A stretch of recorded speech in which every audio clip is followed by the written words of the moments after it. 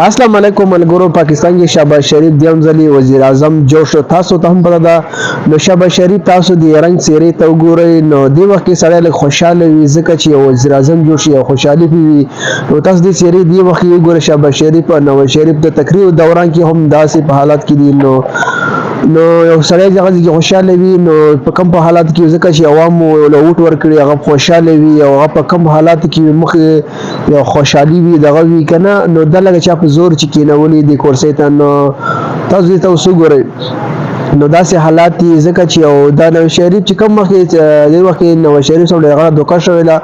او چې نواز شریف د شهباز شریف هم ور نه کړو پته نه لګي دې وخت کې لا څه اپډېټ نه راغلي خو دې وخت د لا ور نه کړو څه وجه وه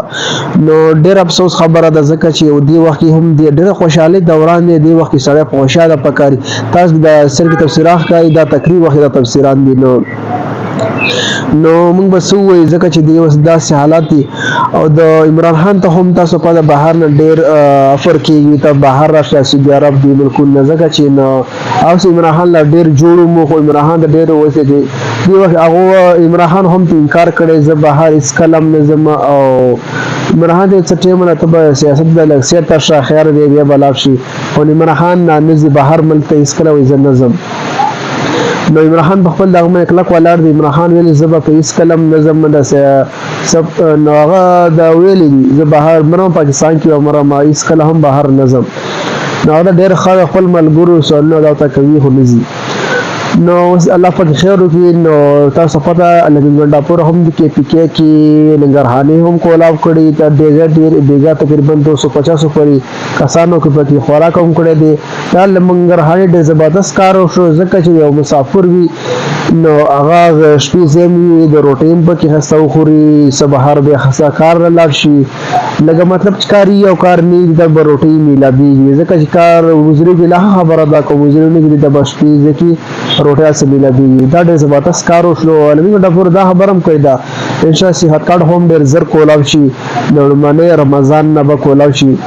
الله پاک دې وکړي نو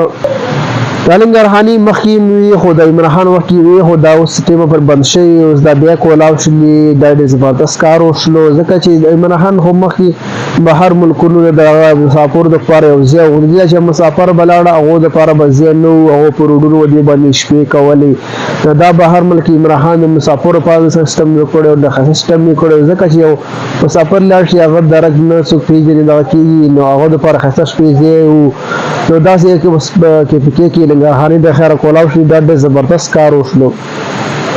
ځکه چې یو مسافر وي نو ډېرې وي او که ډېرې نه وي هغه د روټۍ ځای د شپې ځای هر څه به وي دا ویډیو به تاسو سره هم شیر کوم د ویډیو کتلو ډېره مهرباني مخکې ملګرو سره هم لازمي شیر کوئ خو د ویډیو ټوب باندې ګورئ ټوب چینل سبسکرایب کړئ فیسبوک باندې ګورئ فیسبوک پیج سره فالو کړئ ډېره مهرباني والسلام.